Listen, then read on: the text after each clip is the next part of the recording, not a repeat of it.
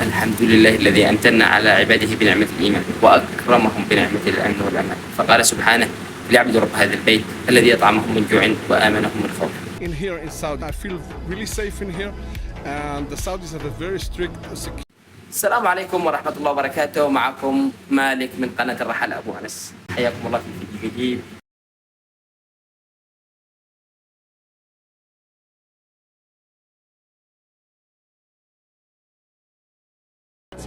They are very hospitable. The country here, it's extremely safe. It's clean. يقول الشاعر حسان بن ثابت: أمن وأمان بعد خوف وشدة، فقد بشرت بالنصر دار محمد. ويقول شاعر آخر: ما نفع مال إذا المرء أمسى يخاف على ماله ويؤثره. People are asking me if I feel safe here in Saudi Arabia, if I am scared to live here. أجمع أكثر الشعراء على أن الأمن هو أساس الرخاء والسعادة، ومن فقدها فقد عاش في قلق مهما ملك من مال أو جاه. Today at the concert, I left my two bags. Your two bags, Yeah, right? we were downstairs. Yeah, we ran up to the, yeah. For like, I don't know, 40 minutes. Yeah. And we came back, everything. Everything That was not even work. I would never do this in Europe. Yeah, in other countries, Definitely not in Europe. في عالم يضج بالاضطرابات وتتنازعه المخاوف والفتن، يبقى الأمن أعظم نعمة يهبها الله لعباده. وأي أرض أولى بالأمان من أرض جعلها خليل الرحمن وباركها السيد ولد عدنان وحارسها الله بملائكته صفا صفا لا يتركون ثغرة. هنا في المملكة العربية السعودية، حيث تحتضن الأرض أقدس بقاع الدنيا، مكة المكرمة، أول بيت وضع للناس، والمدينة المنورة طيبة الطيبة التي قال عنها الحبيب المصطفى: اللهم بارك لنا في مدينتنا. People are asking me if I feel safe here in Saudi Arabia, if I am scared to live here. And the answer is, I am not scared and I feel very safe. I've lived in America, I've lived in Europe, and this is by far the safest. هذه السائحة البلجيكية تقول: أنا الآن في المملكة العربية السعودية ويمكنني أن أخرج وأتجول في الشارع في أي وقت في الليل أو النهار. أنا لا أخشى على نفسي ولا أخاف على ممتلكاتي في هذا البلد. تقول: ويمكنني أن أجلس في الشقة وبابها مفتوح، يمكن أن أترك سيارتي مفتوحة، أن أجلس في أي مكان، أتجول في الشارع. تقول: هناك إعلام مضلل على هذا البلد، هناك إعلام مضلل، وكل ما يقولونه في مواقع التواصل الاجتماعي كاذب عن السعودية وغير صحيح. هنا أمان أفضل من أوروبا، عشت في جميع الدول، لكن هنا الأمان يسود المنطقة. ليست غريب، لقد دعا لهم نبي الله إبراهيم قال: رب اجعل هذا البلد آمنا وارزق أهله من كل الثمرات من آمن منهم بالله واليوم الآخر. لكن قال: ومن كفر وإياكم يا إخواني أعاذني الله وإياكم، قال: فأمتعوه قليلا ثم أضطره إلى عذاب النار وبئس المصير. One thing I love about Saudi Arabia is you can always just leave your bag in the car. You know, many countries.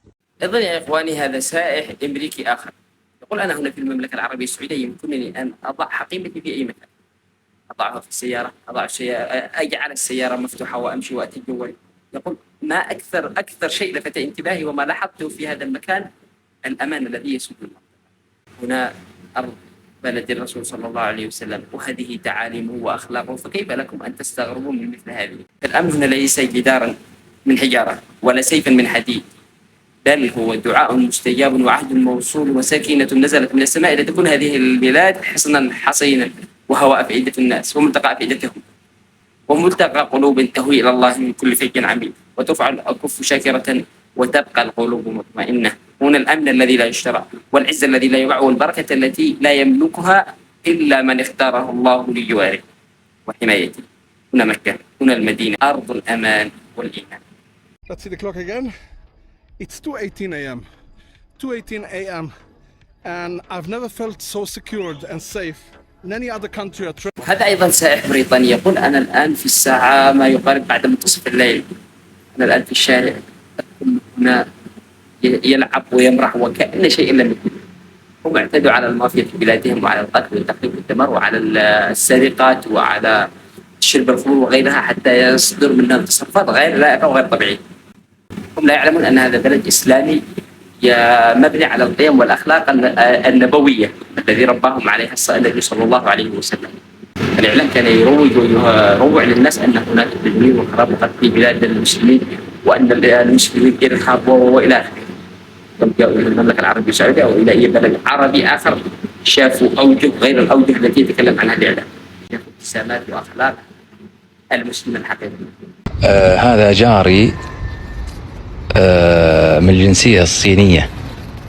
هذا شاب سعودي يوثق جاره الصيني، يقول جاري الصيني هذا بعض الأحيان يدع الباب مفتوح. استغربت من هذا التصرف، سألته لماذا تجعل باب البيت مفتوح؟ قال أنا لا أخشى على شيء من ممتلكاتي، فأنا هنا في بلد آمن ولا أحد يتعدى علي، ولي فترة طويلة لم يأخذ علي شيئا أحد. لكن رسالة إلى هذا الشاب السعودي، النبي صلى الله عليه وسلم يقول اعقلها وتوكل.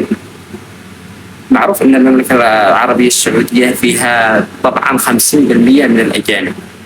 أبلغ هذا السائح بأن يغلق بابه.